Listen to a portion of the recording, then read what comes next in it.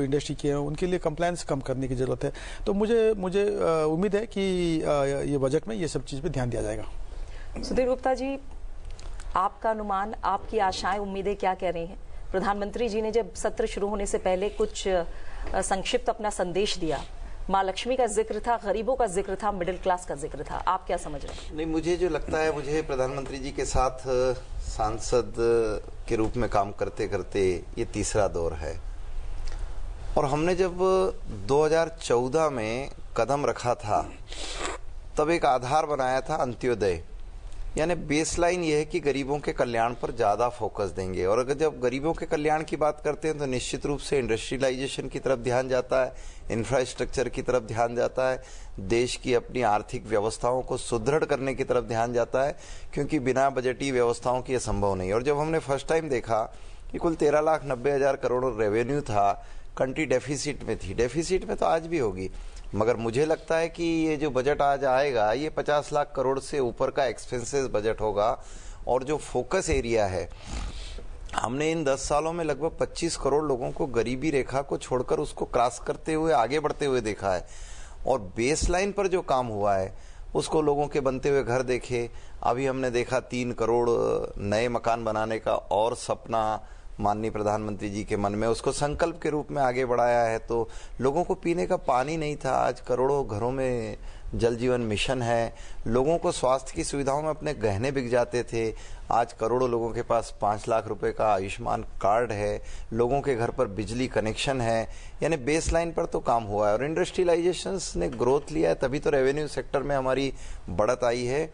और मैं समझता हूँ कि जो मानक आज देश में सुधारे हैं, स्वच्छता से लेकर ईज ऑफ डूइंग बिजनेस के रैंकिंग को ही देखेंगे हम, तो हमने कितना बड़ा इजाफा कर लिया। 142 से हम 60 के आसपास आकर ठहर गए हैं। इतना बड़ा चेंज 10 सालों में, और वही झलक आपको बजट में फिर दिखने वाली। लेकिन अगर बात करें जो सुनहरी तस्वीर नजर आ रही है हमारी आर्थिक रूप से, उसका ज्यादातर श्रेय जो है सर्विस सेक्टर को दिया जा सकता है।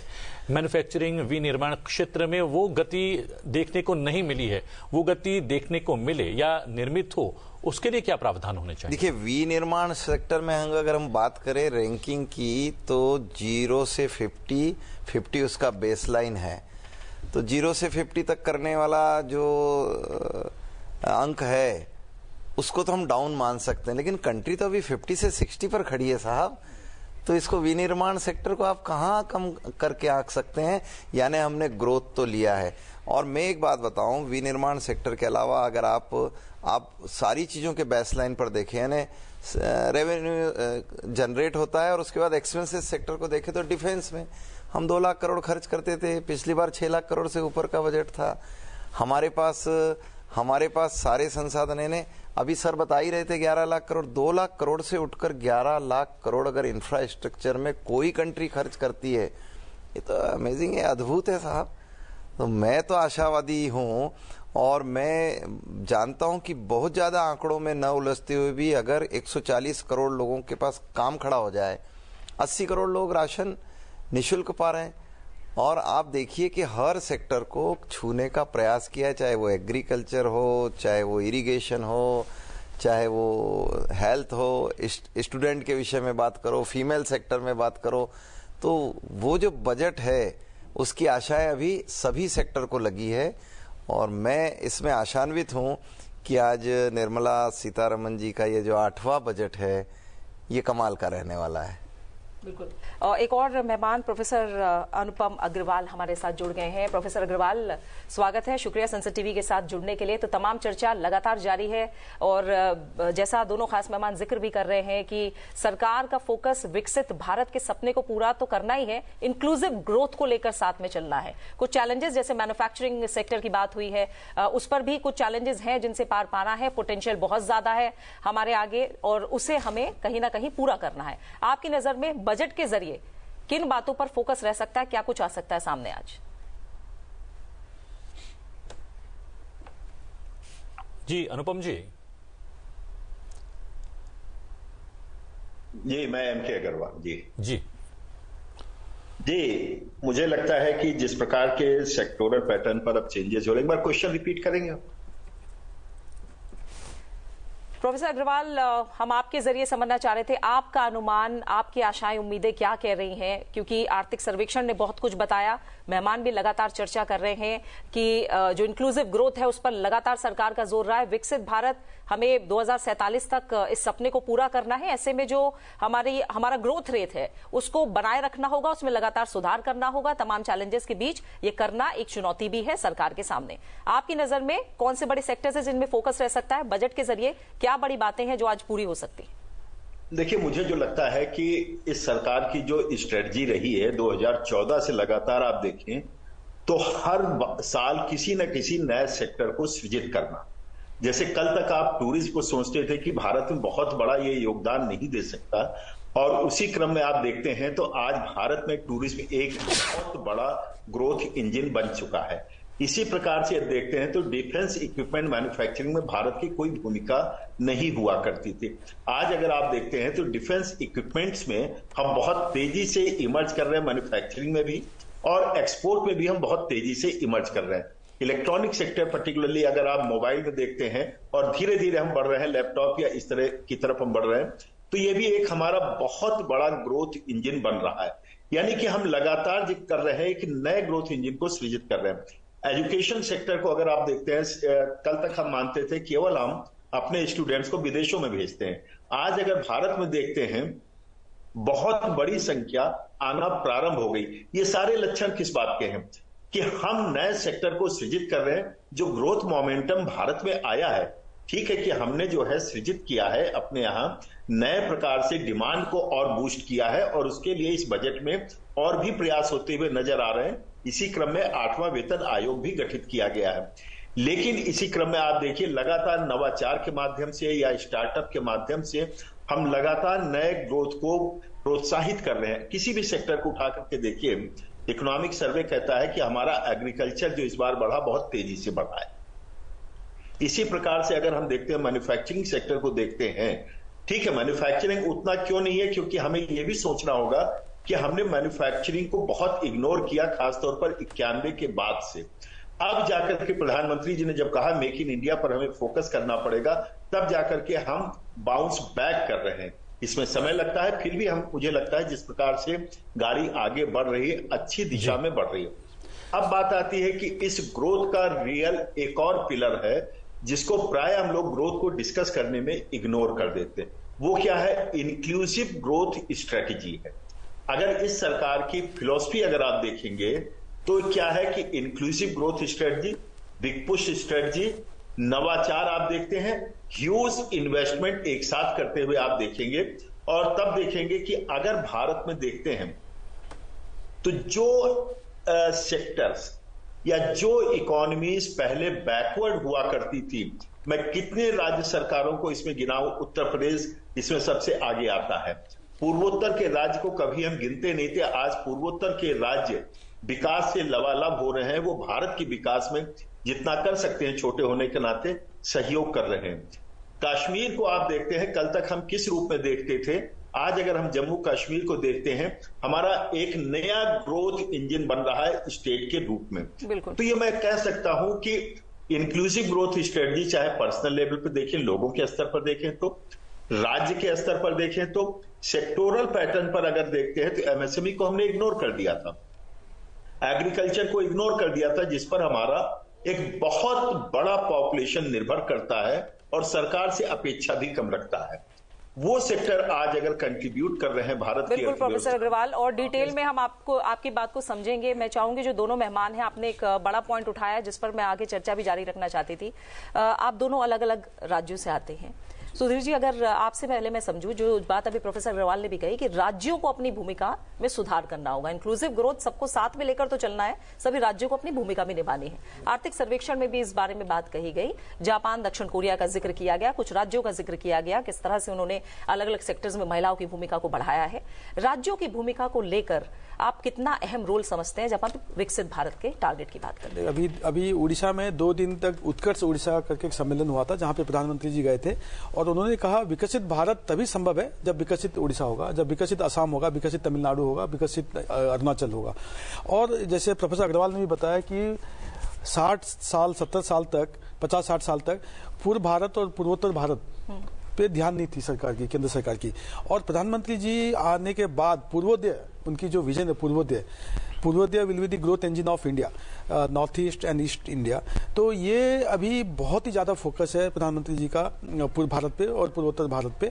तो राज्यों की जब विकास होगी, अभी जो 12 इंडस्ट्रियल क्लस्टर बन रहे हैं तो विभिन्न राज्यों में बन रहे हैं, तो इसमें से जो जॉब क्रिएट होगी इसी से ही देश की विकास होगी। और जो 2047 तक हम लोग विकसित भारत का बात कर रहे हैं, और जो मैन्युफैक्चरिंग का बात कर रहे थे, 50-60 साल तक क्यों मैन्युफैक्चरिंग को इग्नोर किया गया? आज ग्लोबली इंडिया का शेयर है 2.8% मैन्युफैक्चरिंग में, 2.8%। चाइना का है 28.8%, लगभग 10 गुना हमसे ज्यादा। तो इसके लिए जिम्मेदार कौन है? तो प्रधानमंत्री जी आने के बाद make in India, digital India, startup India, ये इतने सारे उन्होंने जो इनिशिएटिव स्टार्ट किए, इसका फर्क अभी हमको दिखने को मिल रहा है। आज देखिए R&D में मैन्युफैक्चरिंग, आप कैसे सक्सेसफुल होंगे मैन्युफैक्चरिंग में? आप सफलता तभी मिलेगी जब आपका R&D स्ट्रांग हो। आज 0.7% हमारे GDP का R&D में खर्च होता है, 0.7%। चाइना खर्च करता है 2.2, यूएसए खर्च करता है 3.2, इजराइल 4.5, साउथ कोरिया 4.2। तो जब हम लोग R&D में, रिसर्च में खर्च नहीं करते थे इतने सालों तक, तो मैन्युफैक्चरिंग सेक्टर हम लोग का नेग्लेक्ट हुआ था। लेकिन अभी ये सब बदल रहा है। अभी नया भारत जो हम लोग देख रहे हैं, अभी डिफेंस का बात भी किया प्रोफेसर अग्रवाल ने। पहले हम लोग 70% हमारा जो रक्षा का सामान था हम लोग इम्पोर्ट करते थे, आज वो गिर के 25% हो गया। अभी इस साल टारगेट है 50,000 करोड़ का एक्सपोर्ट डिफेंस में, मैन्युफैक्चरिंग सेक्टर में। तो ये सब चीज दिल्ली में तो नहीं हो सकता, ये सब राज्यों में होगा। तो राज्यों में अब जैसे यूपी में एक डिफेंस कॉरिडोर बना है, उड़ीसा में एक industrial corridor exclusively for space and defence technology बन रहा है। तो ये सब राज्यों का जब इसमें फोकस अभी जा रहा है, तो जाहिर है कि आगे का दिन हमारे लिए बहुत ही अच्छा रहेगा। और हमारा जो लक्ष्य है $5 ट्रिलियन इकोनॉमी का 2-3 साल के बाद, वो जरूर पूरा होगा। सुधीर जी, ये तकनीकी विकास भी बेहद आवश्यक है और इस पर लगातार जोर दिया जाता रहा है। और एक अच्छी खबर भी है और एक थोड़ा सा चैलेंज भी है। जिस तरीके से चाइना के एक स्टार्टअप ने डीप सीक जो है वो इजाद किया है, और वो बहुत ही कम लागत में वो तैयार किया गया है। और अश्विनी वैष्णव जी का कल का एक बयान था, उन्होंने कहा था कि 1 साल के भीतर भारत भी ऐसा करके दिखा देगा। इसके लिए R&D की कितनी आवश्यकता है, निवेश की कितनी आवश्यकता है, और स्टार्टअप पर जो ध्यान दिया गया है उसको कैसे और स्ट्रीमलाइन करना पड़ेगा? देखिए, इसमें बड़ा स्पष्ट है, अश्विन वैष्णव जी ने तो उसको कल स्पष्ट किया ही है जी। और देश लगातार जिस तैयारी पर है, तो मैं समझता हूं कि ये जो चुनौतियां वैश्विक स्तर से आई है, हम एक ही साल में चाइना को पीछे भी करेंगे, लागत भी कम करेंगे। और आर्टिफिशियल इंटेलिजेंसी के सेक्टर में जितनी तेजी से मोदी जी ने ध्यान फोकस किया है, तो विश्व भी अचंभित रहने वाला है कि हम टेक्नोलॉजी को यूज करने वाली एक ऐसी कंट्री बनेंगे जो हमारे। और दूसरी सबसे बड़ी बात है कि वर्ल्ड बैंक ने और IMF ने भी भारत को और ग्रोथ इंजन शब्द से उल्लेखित किया है ना, इस सेक्टर में डेवलपमेंट को हम साथ लेकर चल रहे हैं। लेकिन मैं एक बात साथ में ये भी कहना चाहता हूं कि मोदी जी का जो फोकस है एरिया, वो हर कास्ट पर है, हर सेक्टर पर है। आपने अभी स्टेट का बात किया था, तो मैं यहाँ तक सोचता हूँ कि 1 डिस्ट्रिक्ट 1 प्रोडक्ट पहले से ही फोकस हो चुका है। तो डिस्ट्रिक्ट लेवल पर जो डेवलपमेंट्स आ रहे हैं इतने नीचे लेवल पर, उसका भारत की प्रगति में बहुत बड़ा योगदान है। पर्टिकुलर हम जनजातीय सेक्टर में बात करें तो एजुकेशन का फोकस में 470 से अधिक एकलव्य विद्यालय अगर देश में डेवलप हुए हैं और 1.25 लाख ट्राइब्स बच्चे अगर उनमें पढ़ रहे हैं, तो ये बहुत बड़ी उपलब्धि है। 30 मेडिकल कॉलेज अकेले और ट्राइब्स एरिया के लिए डेवलप हुए हैं। उत्कर्ष गांव ट्राइब्स के, जिसमें 80,000 करोड़ का बजट है। यानी फोकस हर जाति में है, हर सेक्टर में, हर डिस्ट्रिक्ट में है और हर एक फील्ड में है। ये आशान्वित भारत को एक उजले पक्ष की तरफ ले जा रहा है। जी सुजीत जी, कहीं ना कहीं ये जो घटना घटी है चीन में, वो हमारे लिए एक आशा की किरण की तरफ ही है, क्योंकि हम लोग भी विशेष रूप से प्रधानमंत्री स्टार्टअप्स पर बहुत ध्यान दे रहे हैं और स्टार्टअप्स की संख्या लाखों में पहुंच गई है पिछले कुछ वर्षों में।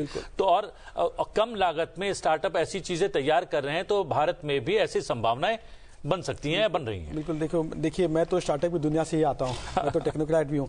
अभी आपने 1.5 लाख स्टार्टअप हमारे अभी स्टार्टअप इंडिया में रजिस्ट्रेशन हो चुका है, ठीक है। आंकड़े बहुत ज्यादा प्रभावी नहीं है, लेकिन वो 1.5 लाख में से बहुत सारे स्टार्टअप ऐसे हैं जो दुनिया को अभी मार्गदर्शन दे रहा है। आपने डीप सीक का बात किया, देखिए $6 मिलियन में मैं नहीं मानता हूँ, क्योंकि चाइना से कोई भी आंकड़ा आता है वो सही नहीं रहता है। वो $6 मिलियन में शायद नहीं हुआ होगा। चाइना डीप सीक को एक प्रोपेगेंडा टूल के हिसाब से अभी इस्तेमाल करने लगा है। कल ही मैंने उसमें एक सवाल किया था कि Arunachal Pradesh is the rising star of India, तो उसमें आंसर आया, पहले 3 दिन पहले मैंने किया था तो आंसर आया कि this question ask some other question, और कल आया कि अरुणाचल प्रदेश इज से पार्ट ऑफ चाइना। तो ये डीप सीक है, ये चाइनीज प्रोपेगेंडा का टूल है। लेकिन कल अश्विनी जी ने जो कहा कि 1 साल के अंदर हमारी खुद की AI मॉडल्स बन जाएंगी, ये बहुत ही हम लोग के लिए आशा का किरण लेके आ रहा है। और AI मिशन में 10,000 करोड़, क्वांटम मिशन में, नेशनल क्वांटम मिशन का पिछले बजट में वित्त मंत्री जी ने उल्लेख किया था। तो मैं बहुत ही आशावादी हूं। और स्टार्टअप्स पे जो फोकस है अभी, स्टार्टअप्स पे जो फोकस है, और कल आपको ध्यान होगा, कल 18,300 GPUs का कल अश्विनी जी ने इसका कल अनाउंसमेंट किया है।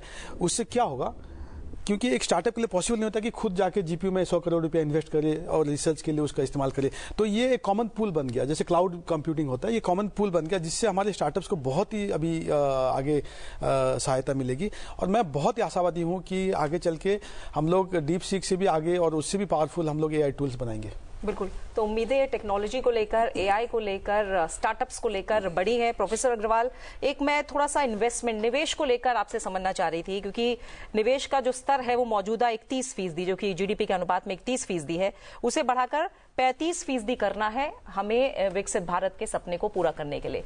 तो इन्वेस्टमेंट को लेकर, निवेश को लेकर आपको किस तरह की उम्मीदें नजर आ रही हैं, या क्या आपको लग रहा है कि कुछ पॉलिसी लेवल में चेंजेस की भी जरूरत है? बजट में क्या दिखेगा? देखिए, मुझे लगता है कि एक लॉन्ग टर्म प्रक्रिया है इस इन्वेस्टमेंट को प्रमोट करना, और ये मल्टी सेक्टोरल अप्रोच भी है। मल्टी सेक्टोरल के साथ साथ ये डोमेस्टिक और ग्लोबल अप्रोच लेकर के चलना होगा, क्योंकि एक निर्धारित लेवल के बाद जब हम इन्वेस्टमेंट बढ़ाते हैं, तेजी से बढ़ाते हैं, तो उसके लिए हमें कई जो है उपयुक्त वातावरण तैयार करना पड़ता है, जो एक बजट में संभव नहीं हो सकता है। उदाहरण के तौर पर अगर हम देखते हैं तो हमने क्या किया है, बैंकों में जो हमारी इनएफिशिएंसी थी उसको बहुत तेजी से घटा दिया NPA की फॉर्म में। दूसरा अगर देखते हैं तो मार्केट में कैपिटलाइजेशन बहुत तेजी से इस वर्ष बढ़ा है। आगे इसी प्रक्रिया को और बढ़ाने की तैयारी है। आप चाहे IPOs के माध्यम से देखें, चाहे म्यूचुअल फंड के माध्यम से देखें, तो मार्केट में कैपिटलाइजेशन बढ़ रहा है, यानी कि वो फ्रेश इन्वेस्टमेंट की तरफ जा रहा है। तीसरा आप देखते हैं हम डिमांड जनरेशन की तरफ बहुत तेजी से बढ़ रहे हैं। प्रधानमंत्री जी का पूरा फोकस है आज भारत बहुत तेजी से आगे क्यों बढ़ पा रहा है। निवेश के साथ साथ भारत ही एक ऐसा बड़ा राष्ट्र है जो अपने यहां डोमेस्टिक डिमांड को बूस्ट कर पा रहा है। चाइना इसमें फेल हो गया है, यही कारण है कि उसकी इकोनॉमी 4% के ऊपर नहीं जा पा रही है, बहुत प्रयास करने के बाद भी। हमारे यहां अभी भी बहुत से अनटैप्ड पोटेंशियलिटीज हैं। फिर आप देखेंगे कि ग्लोबल माहौल क्या है। ग्लोबल माहौल में इस समय यूरोप, अमेरिका, चाइना, इन बड़ी कंट्रीज में बहुत अच्छे वातावरण नहीं है आर्थिक रूप से, और चाइना के प्रतिकूल एक विश्व का आर्थिक वातावरण बन रहा है। ये भारत के लिए एक उपयुक्त वातावरण, क्योंकि हमारा जो घरेलू वातावरण है आर्थिक रूप से, अन्य रूप से भी देखते हैं तो हमारे लिए पॉजिटिव होता है। मैं इसका एक बड़ा अच्छा चित्रण देता हूं अक्रॉस द पार्टी लाइंस। अभी एक बैठक हुई डवोस में वर्ल्ड इकोनॉमिक फोरम पर, और वहां पर आप देखेंगे तो हमारे 8 राज्य गए थे। उन 8 राज्य में केरल था, तमिलनाडु था, महाराष्ट्र था, आंध्र प्रदेश, तेलंगाना, पश्चिम बंगाल, उत्तर प्रदेश, कर्नाटक था। कर्नाटक साथ में नहीं आया, बाकी सभी राज्य मिलजुल करके डवोस में काम कर रहे थे। केवल 2 पवेलियन में 6 राज्य थे, जिसमें रूलिंग पार्टी के वाले राज्य भी थे और जो अपोजिशन वाले थे, और सब अपने अपने राज्यों के लिए निवेश आकर्षित कर रहे थे। यानी कि राज्यों को भी प्रेरित किया गया और ग्लोबल लेवल पर यह दिखाने की कोशिश की गई कि भारत में आज के दिन जो राज्य हैं पॉलिटिकली कुछ भी हो, लेकिन इकोनॉमिकली एक दूसरे के साथ, जिसको कहते हैं कोऑपरेटिव फेडरलिज्म के तहत काम कर रहे हैं, तो ये हमारे लिए ग्लोबल लेवल पे एक बहुत बड़ा इन्वेस्टमेंट का अपॉर्चुनिटी बनता है। इसमें सभी राज्य लाभान्वित हुए हैं। सुजीत जी सबने अपने अपने पॉजिटिव्स बताए हैं। दूसरा बात है कि डोमेस्टिक में हम कैसे कर सकते हैं। डोमेस्टिक में हम इस प्रकार से कर सकते हैं कि हमें देखिए बड़ा फाइन ट्यून बैलेंसिंग करनी है। यहां पर एक तो हमें डिमांड को बढ़ाने के लिए खर्च भी बढ़ाना है, आप ध्यान रखिएगा, क्योंकि जो हमारा रियल जो बूस्ट आ रहा है वो आ रहा है फाइनल कंजम्पशन एक्सपेंडिचर से, और इस बार ये बढ़ता हुआ नजर आया, लगभग 62% के आसपास हुआ है हमारा, जो अब तक का पिछले 10 वर्षों में सर्वाधिक रहा है और लगातार पिछले 3-4 वर्षों से ये बढ़ रहा है। तो ये हमारे निवेश को आकर्षित कर रहा है। और अगर आप राज्यों के देखेंगे तो उत्तर प्रदेश सरीखे राज्य जो 40 लाख करोड़ का ग्लोबल इन्वेस्टर समिट में एमओयू करते हैं, तो आप समझ सकते हैं कि किस प्रकार से अब निवेश भारत में आकर्षित हो रहा है। फिर हम नई टेक्नोलॉजी और इफिशिएंट इकोनॉमिक सिस्टम की तरफ चल रहे हैं, यानी कि एग्रीकल्चर जैसे सेक्टर में भी हम बड़े निवेश के लिए बढ़ रहे हैं। क्यों? क्योंकि वहां पर उत्पादन लागत को हम बहुत तेजी से कम कर रहे हैं, और पूरा प्रयास आप देखेंगे पूरे इकोसिस्टम में। पीएलआई की बात आई, प्रोडक्शन लिंक इंसेंटिव की बात आई, वो भी क्या है? आत्मनिर्भर भारत अभियान, और जो कहीं ना कहीं हमारी डोमेस्टिक इफिशियंसी को प्रदर्शित करता है। ग्लोबल जो फ्लो होगा इन्वेस्टमेंट का, वो किधर होगा?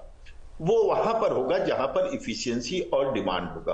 तो ये कई पैरामीटर जोड़ करके हम देखते हैं, तो बहुत तेजी के साथ लेकिन ग्रेजुअल फॉर्म में हम इस ओर अपने को आगे बढ़ा रहे हैं, जहां पर इन्वेस्टमेंट बढ़ता हुआ दिखाई पड़ता है। जी, यहाँ पर सुजीत जी बात की है कि खर्च करने की क्षमता बढ़ती है तो भी उसका लाभ सीधे तौर पर आर्थिक रूप से देश को होता है। हमने ये देखा कि 6th पे कमीशन और 7th पे कमीशन जब लागू हुआ था, लोगों की आय में वृद्धि हुई थी और उसका जो है सकारात्मक असर जो है इकोनॉमी पर हुआ था। 8th पे कमीशन को जो है वो पास कर दिया गया है। क्या उसका रिफ्लेक्शन हमारी आर्थिक प्रगति पर पड़ेगा? बिल्कुल बिल्कुल। देखिए, ये 6%, 6.4% जीडीपी ग्रोथ ऐसे ही नहीं हो रहा है। ठीक है, लोगों के उन लोगों के पास पैसा पहुंच रहा है। आज 34 लाख करोड़ जनधन अकाउंट के माध्यम से लोगों के पास पहुंच चुका है, 34 लाख करोड़। और जब मैंने 5 करोड़ आदिवासी भाई बहनों के पास आज 80,000 करोड़ रुपया अभी पिछले बजट में वित्त मंत्री जी ने ऐलान किया था। तो ये सब जब लोगों के पास पहुंच रहा है, ठीक है।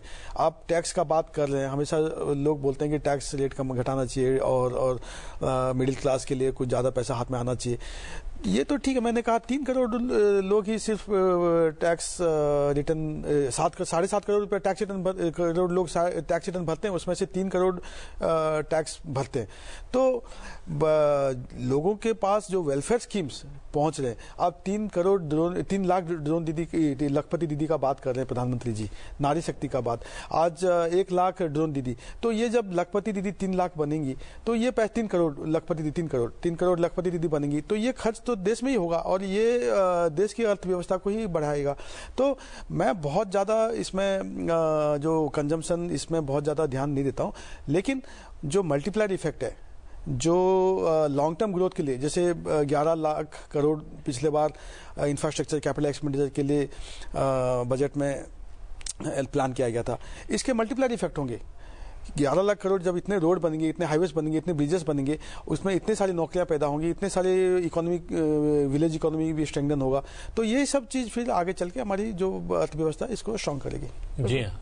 और सुधीर जी, जल्दी से अगर हम देश की अर्थव्यवस्था की रीढ़ एग्रीकल्चर की अगर बात करें, तो हम जानते हैं कि लगातार किसानों की आय बढ़ाने पर सरकार का फोकस है, बड़े रिफॉर्म्स लेकर सरकार लगातार आ रही है। ऐसे में एग्रीकल्चर सेक्टर को लेकर किस तरह की उम्मीदें, और महिलाओं का जिक्र जिस तरह से अभी किया है सुजीत जी ने, 3 लाख करोड़ रुपए पिछली बार महिलाओं के कहीं ना कहीं खाते में गए हैं, डायरेक्टली इनडायरेक्टली योजनाओं के जरिए। तो ऐसे में महिलाओं को लेकर भी क्या उम्मीद? नहीं, देखिए, भारत का रीढ़ है एग्रीकल्चर। आज भी 62% पॉपुलेशन उस पर खड़ा है, तो उसको तो फोकस किया ही है 10 सालों में। एमएसपी की वृद्धि इंगित करती है, फर्टिलाइजर सेक्टर में सब्सिडी इस बात को इंगित करती है, पीएम किसान योजना के तहत एक साथ एक मुश्त किसानों को, करोड़ों किसानों को पेमेंट, ये भी इंगित करती है। ड्रोन दीदी से लेकर बैंक सखी से लेकर पशु सखी से लेकर कृषि सखी, ये सेल्फ हेल्प ग्रुपों का बड़ा विशाल नेटवर्क खड़ा करना, ये भी इस बात को इंगित करता है। मेन फोकस अभी सहकारिता पर आ गया, कोऑपरेटिव सेक्टर में, और ये वर्ष तो अंतर्राष्ट्रीय कोऑपरेटिव ईयर ही है। इसमें माननीय अमित शाह जी ने 8 लाख ऐसी सहकारी सोसाइटियों को, पैक्स को और मूल धारा में लाकर खड़ा कर दिया। तो अभी जो भारत की प्रगति का बहुत बड़ा आधार इन सालों में बनने वाला, वो सहकारी सेक्टर से जुड़े हुए करोड़ों लोग हैं, जो अपनी आमदनी को तो बढ़ाएंगे ही बढ़ाएंगे। कॉमन सर्विस सेंटर से लेकर पेट्रोल पंप तक, वेयर हाउसिंग से लेकर सारी सर्विसेज अब कोऑपरेटिव सेक्टर की तरफ धीरे धीरे शिफ्ट हो रही है। तो भारतीय इकोनॉमी का आधार जो किसान रहा है, किसानों को मजबूत करने के लिए नीचे बेसलाइन पर विश्वकर्मा योजनाएं, आज अभी मुद्रा बैंकिंग में 10 लाख से 20 लाख कर दिया गया। स्वनिधि, स्ट्रीट वेंडर जो गांव-गांव में रहते हैं, शहरों में रहते हैं, उनके डेवलपमेंट्स के सारे काम खड़े किए हैं। डिजिटलीकरण हुआ है तो पानी पता सा बेचने वाला भी अपनी बैंकिंग फैसिलिटी को पा रहा है, इतना इजी हो गया है। तो मैं समझता हूं महिला सेक्टर में तो बहुत बड़ा चेंजेस आया है। नारी वंदन अधिनियम इस बात को प्रूव कर रहा है कि हम बहुत तेजी से असेंबली कॉन्स्टिट्यूंसी में और लोकसभा कॉन्स्टिट्यूंसी में महिलाओं की उपस्थिति दर्ज कर पाएंगे। तो जब महिलाओं का जनप्रतिनिधित्व आएगा तो आर्थिक उन्नति के सेक्टर में भी उनको फोकस एरिया में लाकर खड़ा किया है। आज आप देखिए, बहन अब हवाई जहाज उड़ाती है, बहन अब मिलिट्री स्कूलों में एडमिशन ले रही है, लड़कियां अब आपकी ऐसी सारी सर्विसेज में, यानी कॉरपोरेट जगत में तो डायरेक्टर ही नहीं बनती थी इन 10 सालों में, तो अब कॉरपोरेट जगत को भी लीड कर रही है वो। तो नीचे आप ग्रामीण क्षेत्र से लेकर ऊपर इंडस्ट्रियल सेक्टर तक महिलाओं की एक बड़ी भूमिका कंट्री ने अपने आप को, मेरी कॉन्स्टिट्यूंसी की बेटी तो अब रक्षा मंत्रालय के उसमें होकर भारत में सैनिक विमान उड़ाती है और राफेल उड़ाती है। तो ये कहाँ पहुंच गया देश इन 10 सालों में। तो मैं समझता हूं कि उस सेक्टर को भी अछूता नहीं रखा और बहुत तेजी से आगे बढ़े हैं। सुजीत जी, बड़ी बात यह है कि कृषि क्षेत्र के लिए जो सरकार ने कदम उठाए हैं वो कारगर भी सिद्ध हो रहे हैं और कृषि क्षेत्र से भी रिटर्न मिल रहा है। कोरोना काल में जब वैश्विक चुनौतियां सामने खड़ी थी, तब भी हमारी अर्थव्यवस्था को कहीं ना कहीं सपोर्ट मिला, या फिर कह सकते हैं हमारी अर्थव्यवस्था बचाई वो कृषि क्षेत्र ने। और दूसरा, जो डिमांड की बात की जा रही है वो शहरी क्षेत्रों में के अनुपात में ग्रामीण क्षेत्र में ज्यादा बड़ी है, उसका भी लाभ सीधे तौर पर हमें हमारी अर्थव्यवस्था को मिल रहा है। क्या ये बात सही है? बिल्कुल सही है। देखिए, प्रधानमंत्री जी हमेशा कहते हैं कि देश में फ्रीबी कल्चर नहीं होनी चाहिए, और मैं ये फ्रीबी और वेलफेयर में एक जो डिफरेंस है उसका जिक्र करना चाहता हूँ। देखिए, जैसे मैंने कहा, जैसे सुधीर भाई ने कहा कि जो स्ट्रीट वेंडर्स के लिए Svanidhi scheme, 80 lakh street vendors को जब प्रधानमंत्री जी स्वनिधि स्कीम के तहत उनको एम्पावर कर रहे हैं, तो ये कहीं ना कहीं वो देश की अर्थव्यवस्था में वो शामिल होता है। जब किसानों को एमएसपी मिलती है, किसानों को किसान सम्मान निधि के तहत उनको सपोर्ट मिलती है, जब इरिगेशन पे ध्यान जाता है, जब पीने का पानी पे ध्यान जाता है, तो ये सब चीज घूम फिर के अपने देश में अपनी अर्थव्यवस्था को ये बनाता है। तो मैं ये मानता हूं कि देखिए, कंजम्पशन लेड ग्रोथ ठीक है, लेकिन जो स्ट्रक्चरल चेंजेस जो हो रहे हैं, आज जैम जो जनधन आधार मोबाइल, कोविड के समय भी 80 करोड़ जनता को पैसा मिल जाता था अपने बैंक खाते में, बिना बैंक गए उनके पास पैसा पहुंच जाता था, जबकि सारा दुनिया ठप थी कोविड के समय। ये छोटी बात नहीं है, ये कितनी बड़ी बात है, आप इसको सोच के देखिए। तो ये सब चीज जो स्ट्रक्चरल चेंजेस होता है, मैं एक रूरल जिले से आता हूँ, कालाहांडी उड़ीसा से, तो मैं देखा हूँ कहाँ कैसे वहाँ पे परेशानी होती थी और आज डिफरेंस में देख रहा हूँ। तो यही सब चीज जो 10 साल में बदलाव आया है, ये मैं बहुत ही उम्मीदवार हूँ। अगले अपना 15-20 साल देश के लिए बहुत ही स्वर्णिम दिन है, और तीसरी अर्थव्यवस्था की तरफ हम लोग जा ही रहे हैं, और रियल ग्रोथ है। ये ऐसे नहीं कि मतलब एक पहले जैसे 90 के दशक में होता था, ग्रोथ होता था, लेकिन वो एक टेम्परेरी ग्रोथ था। ये जो ग्रोथ है ये परमानेंट ग्रोथ है, ये परमानेंट ग्रोथ है, क्योंकि इसमें स्ट्रक्चरल चेंजेस हैं, इसमें मैन्युफैक्चरिंग पे ध्यान है, इंफ्रास्ट्रक्चर का जो है, आज इंफ्रास्ट्रक्चर हमारी डेवलप्ड नेशंस की इंफ्रास्ट्रक्चर से भी बेहतर बनने जा रही है। तो यही सब चीज देश के लिए बहुत अभी आशा का किरण लेके आ रहा है। बिल्कुल। प्रोफेसर अग्रवाल, एक कमेंट हम थोड़ा सा आपका समझना चाहेंगे, और ये तस्वीरें भी साथ में क्योंकि चल रही हैं, इन तस्वीरों के बारे में बता दें। ये संसद भवन की तस्वीरें आप देख रहे हैं। वित्त मंत्री निर्मला सीतारमण अपने टैब के साथ जो एक लाल रंग के बैग में रखा हुआ है, और हर बार इसी में नजरें होती हैं कि बजट भाषण के दौरान वित्त मंत्री किस तरह के ऐलान करेंगी, वो सब कुछ इस टैब में बंद है। कुछ ही पलों का इंतजार और है। 11 बजे सत्र की शुरुआत होगी और लगातार इसका सीधा प्रसारण आप संसद टीवी पर भी देखेंगे। प्रोफेसर अग्रवाल, अब बात मैं चाहूंगी एक कमेंट आप उस पर भी करें जिस पर मिडिल क्लास की सबसे ज्यादा नजरें होती हैं। बात होगी टैक्स की, जिसका सुजीत जी ने शुरू में जिक्र भी किया था। थोड़ा सा हम आपके जरिए समझना चाहेंगे, जब हमने वित्त मंत्री का जुलाई 2024 का बजट भाषण सुना था, उसमें सीबीडीटी केंद्रीय प्रत्यक्ष कर बोर्ड ने एक आंतरिक समिति बनाई थी ताकि जो टैक्स भरने वाले लोग हैं, जो टैक्स पेयर्स हैं, उनको थोड़ी सी राहत मिले, आसानी हो। अगर हम डायरेक्ट कोई ऐलान टैक्स में राहत का नहीं सुनते हैं तो किन और बड़ी बातों पर नजर रह सकती है, ताकि अगर डायरेक्ट कोई राहत नहीं मिल रही है तो इनडायरेक्ट राहत पर नजर हो आम आदमी की? देखिए, जहां तक बात है, पहले मैं इनडायरेक्ट की बात करता हूं। इनडायरेक्ट राहत को अगर हम लोग एस्टिमेट करें तो ये बहुत बड़ी राहत है। सबसे पहले सब लोग मोबाइल यूज कर रहे हैं। हर कोई 2 GB 4 GB डेटा लेकर के, स्टूडेंट से लेकर हाउसवाइफ से लेकर के स्ट्रीट वेंडर से लेकर के प्रोफेशनल तक यूज कर रहे हैं अपने मोबाइल। और इस डेटा का प्राइस क्या है आप इमेजिन करिए। दुनिया का सबसे सस्ता और फास्टेस्ट डेटा है। ये मिडिल क्लास को कहीं ना कहीं प्रमोट कर रहा है। दूसरा हम देखते हैं तो डिजिटल इकोनॉमी के माध्यम से लोगों का जीवन आसान हुआ है।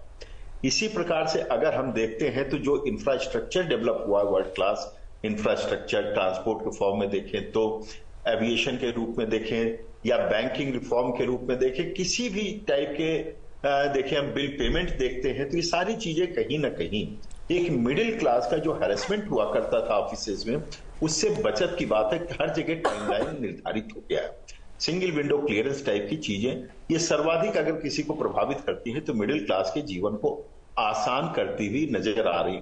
आज जब हम न्यूक्लियर फैमिली की तरफ बढ़े हैं तो ये मॉडर्न टेक्नोलॉजी के कारण ही हम न्यूक्लियर फैमिली को सपोर्ट कर पा रहे हैं इजीली। अगर कपल्स काम कर रहे हैं, उनके बच्चा है, वो भी अगर सपोर्ट कर रहे हैं, आप अगर इसको माइन्यूटली ऑब्जर्व करेंगे तो जिस प्रकार का ईज ऑफ लाइफ भी आया है, अगर ईज ऑफ डूइंग बिजनेस है तो ईज ऑफ लाइफ भी आया, हाउस होल्ड लाइफ भी आया है। वो एक बहुत बड़ा, उसको हमने कभी बजट में फैक्टर इन नहीं किया है, जबकि हम लोग अपने स्तर पर शोध पर इसको देख रहे हैं। तो इसको भी फैक्टर इन करने की आवश्यकता है। दूसरी बात ये आती है कि प्रोसीजरल जितना था फेसलेस, अगर आप देखते हैं इनकम टैक्स डिपार्टमेंट हो गया है, अक्रॉस कंट्री फेसलेस कर दिया है। ये मोदी जी का सबसे बड़ा, जिसको कह सकते हैं कि टैक्सेशन रिफॉर्म, इससे बड़ा और क्या हो सकता है। दूसरा, अगर आप देखते हैं, अब आते हैं डायरेक्ट जो हम बेनिफिट ले सकते हैं। मुझे लगता है जिस प्रकार की रणनीति और वातावरण बन रहा है, खासतौर पर डिमांड प्रमोशन के लिए, और मिडिल क्लास की आकांक्षाएं, जिसको मैं कहता हूं परंपरागत आकांक्षा क्या है, इनकम टैक्स में डायरेक्ट रिलीफ मिलना, तो मुझे लगता है कि इस बजट में लोगों को निराश नहीं होना पड़ेगा, ऐसा मेरा बहुत सशक्त विश्वास है। और यही नहीं, स्लैब में भी चेंजेस आएगा। और मैं बता दूं कि सरकार ने जो टैक्स वाइडनिंग किया है, आज लगभग 7 करोड़ टैक्स रिटर्न फाइल हो रहे हैं। 3 करोड़ न होकर के लगभग 6-7 करोड़ ये हो रहा है, और बहुत तेजी से वाइड हुआ है। जीएसटी में भी आप देखेंगे कि जो लीकेज, हालांकि बजट से जीएसटी पर कोई प्रभाव नहीं पड़ेगा, लेकिन जीएसटी का कलेक्शन बजट पर प्रभाव डालता है, यह हमको देखना पड़ेगा। और ये कि बहुत बड़ा बैलेंसी का काम कर रहा है। तो इनकम टैक्स जहां तक बात आती है, मुझे लगता है इसमें चाहे हाउसिंग लोन में जो हम इंटरेस्ट पेमेंट करते हैं उसकी लिमिट भी बढ़ सकती है। इसी प्रकार से और भी जो बेनिफिट्स हैं, खासतौर पर स्लैब्स के रूप में या टैक्स रेट्स के रूप में, निश्चित तौर पे मेरा मानना है कि इसमें मिडिल क्लास को जरूर खुश होने का अवसर प्राप्त होगा। सुजीत जी, अगर बात करें रोजगार की, कहते हैं आधारभूत ढांचा उसका जितना विस्तार होता है उतना ही रोजगार भी बढ़ता है। 2 लाख करोड़ का बजट का प्रावधान था, 10 साल पहले की बात करें वो 11 लाख करोड़ रुपए पहुंच गया है और लगातार एक्सपेंड हो रहा है। सबसे ऊंचा ब्रिज हम बना रहे हैं, सबसे आधुनिक ट्रेन हम निर्मित कर रहे हैं, रोड्स हाईवेज लगातार बढ़ रहे हैं, टनल्स बढ़ रही हैं। तो क्या माना जाए, इसमें बजट में और ज्यादा प्रावधान रखा जाएगा इंफ्रास्ट्रक्चर को लेकर और उसका सीधा सीधा असर रोजगार के क्षेत्र पर पड़ेगा। बिल्कुल, देखिए ये बजट रोड मैप प्रेजेंट कर रही है 2047 के लिए। प्रधानमंत्री जो बार बार जब कहते हैं विकसित भारत और ये अमृतकाल की बात होती है, तो ये हर बजट, हर जो गवर्नमेंट की स्कीम होती है, ये एक माइलस्टोन होती है वहाँ 2047 के लिए। और हाँ बिल्कुल, ये मैं मानता हूँ कि रोजगार अभी एक बहुत बड़ी चुनौती है। 2 करोड़ लोग हर साल अपने जो वर्कफोर्स में एंटर कर रहे हैं, तो कहीं ना कहीं हम लोग को एमएसएमई पे ज़्यादा ध्यान देना पड़ेगा, क्योंकि एमएसएमई ही जॉब क्रिएट करती है। देखिए, स्टार्टअप्स और एमएसएमई पे हम लोग जब तक नहीं ध्यान देंगे तब तक जॉब्स नहीं होगा क्रिएट। और जो अपने जो स्टूडेंट्स और ये जो यंग वर्कफोर्स है, आज देखिए 25 साल से आधी हमारी आबादी है, 700 करोड़। अभी 140 करोड़ की आबादी में से आधा अगर 25 साल से कम है, वो 700 करोड़ हो गया। तो ये कल चल के यही सब जॉब मार्केट में आएंगे, तो इनके लिए हम लोग को ध्यान देना पड़ेगा। एमएसएमई पे थोड़ा ज़्यादा मैं उम्मीद रखूंगा कि वित्त मंत्री जी एमएसएमई पे ज़्यादा फोकस करेंगे। मैंने 2-3 चीज़ जो कहा कि जीएसटी का एग्जाम्पशन लिमिट बढ़ाया जाए, लोकल प्रोक्योरमेंट में एमएसएमई को प्राधान्य दिया जाए, कॉम्प्लायंसेस कम किया जाए। तो एमएसएमई और मुद्रा लोन, देखिए 10 लाख से 20 लाख हो गया, ठीक है, बहुत बड़ी बात है। लेकिन आप पूछिए किसी भी स्टार्टअप को, एंटरप्रेन्योर को एमएसएमई मुद्रा लोन लेना कितना मुश्किल है, बिना कोलेटरल के देते नहीं है। तो ये सब चीज थोड़ा सा ध्यान और सरकार को देनी चाहिए, मैं ये मानता हूँ। लेकिन मैं बहुत ही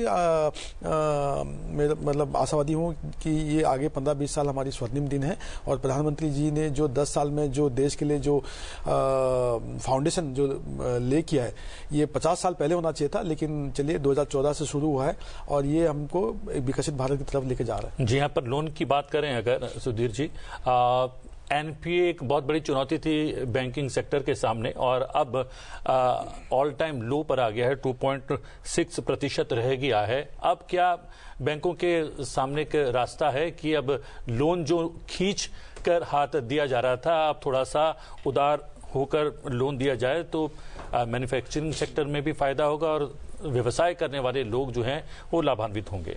देखिए, मैं जहां तक महसूस करता हूं, 11% से 2.6% पर आया है। हम 11% एनपीए पर बैठे थे, वहां से आज 2.6 पर हैं। तो ये तो मोदी जी का जो विजन था, उसके बिना ये संभव नहीं था कि बैंकिंग सेक्टर जो कि एक तरह से कोलैप्स हो रहा था, उसको मेंटेन किया। अब आप बैंकिंग सेक्टर के हर पहलू को देखें तो जो अपनी पूरी चर्चाओं में सार आया है कि नीचे जनधन अकाउंट से लेकर ऊपर हायर लेवल तक हर सेक्टर में बैंक अब पहुंच चुका है।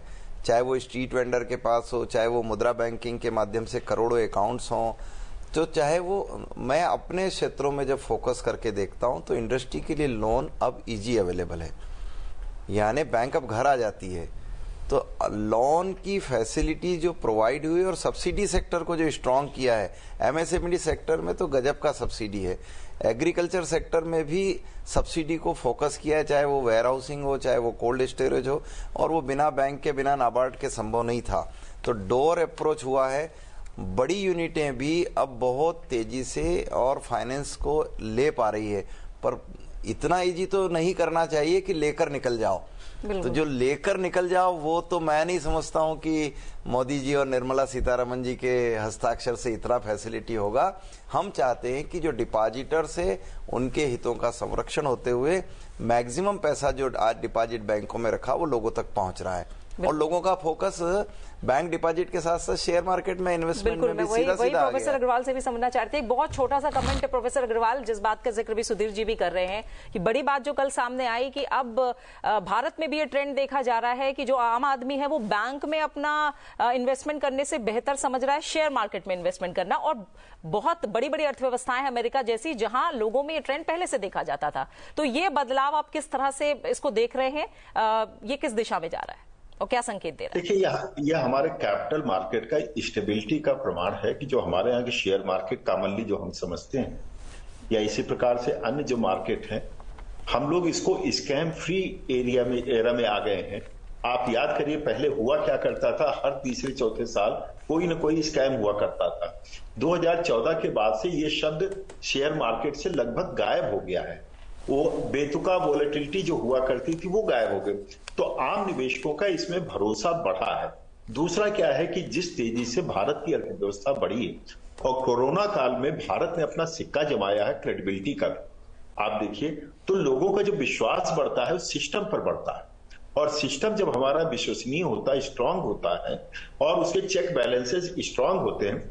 इतना सब कुछ हिंडनबर्ग ने किया लेकिन हमारा शेयर मार्केट नहीं हिला। उनका अभिप्राय कुछ भी रहा हो, लेकिन हमारा चूंकि फंडामेंटल पर बेस है, चेक बैलेंसेस उसके स्ट्रांग हैं, तो ये लोगों में भरोसा पैदा करता है। आप याद करिए, स्कैम शब्द आपने कब सुना होगा? मुझे नहीं लगता पिछले 10-12 सालों में ये शब्द जो है किसी के कान में आया भी होगा। तो ये सबसे बड़ी चीज होती है। दूसरा क्या है कि हमारे यहां अब जो निवेश हो रहे हैं, अब निवेश रियल निवेश हो रहे हैं। आप देखिए तो सब्सिडी को लेकर के नहीं, गवर्नमेंट स्कीम को लेकर के नहीं, यानी कि रियल एंटरप्रेन्योरियल स्किल को प्रमोट किया जा रहा है। यूथ्स को भी इसमें इनवाइट किया जा रहा है। ये सारी चीजें यदि आम लोगों को आकर्षित करती है निवेश करने के लिए, तो दूसरी ओर हमको ग्लोबल इन्वेस्टमेंट भी मिलता है। और यही कारण है, मैं इसी लाइन से अपनी बात को रोकूंगा, कि हम लोगों का जो फॉरेन एक्सचेंज रिजर्व्स है वो भी कहीं ना कहीं शो करता है कि हमारे 90% जो लोन्स हैं उसको कवर करता हुआ नजर आता है। तो लोगों को यह भी भरोसा है कि हम फिनेंसेस पर देखते हैं या किसी रूप में देखते हैं, तो भारत की आज वित्तीय आर्थिक स्थिति के साथ साथ जो हमारा सिस्टम है वो बहुत मजबूत है और सेफ हैंड्स में है, जिससे हम विकसित भारत की ओर तेजी से अग्रसर हो सकते हैं। इसमें सभी अपनी भूमिका निर्वाह करते हुए दिखाई पड़ते हैं। बिल्कुल प्रोफेसर अग्रवाल, और इसी के साथ आप तीनों मेहमानों का मैं शुक्रिया कहना चाहूंगी। प्रोफेसर अग्रवाल आपका, सुधीर जी आपका, सुजीत जी बहुत बहुत शुक्रिया आप तीनों मेहमानों का हमारे साथ इस चर्चा में जुड़ने के लिए। तो अब सीधा प्रसारण आप कुछ ही पलों में देख पाएंगे। ठीक 11 बजे सत्र की शुरुआत होगी और लगातार जो सीधी तस्वीरें हैं वो हम आपको दिखा भी रहे हैं, और संसद टीवी पर बजट पेश होने की जो प्रक्रिया है वो भी आप पूरी देखेंगे, और उसके बाद भी जो लगातार विश्लेषण है बजट को लेकर वो भी संसद टीवी पर लगातार जारी रहेगा। जी हां, 8वां वित्त बजट पेश करने वाली है वित्त मंत्री निर्मला सीतारमण। ऐतिहासिक क्षण उनके लिए भी और पूरे देश के लिए भी। बने रहिए संसद टीवी के साथ। नमस्कार।